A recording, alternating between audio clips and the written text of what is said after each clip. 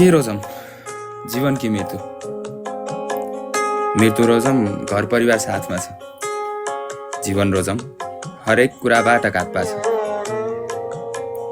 एक्लो भाछु निकै माया छ। न कसैले राम्रो भन्छ न कोही साथमा छ। किन हुन्थ्यो आफन्तीको टाढापन?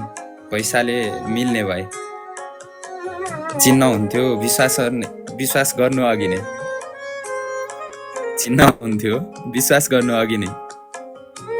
रूप हेरेर मान्छे चिन्ने भए।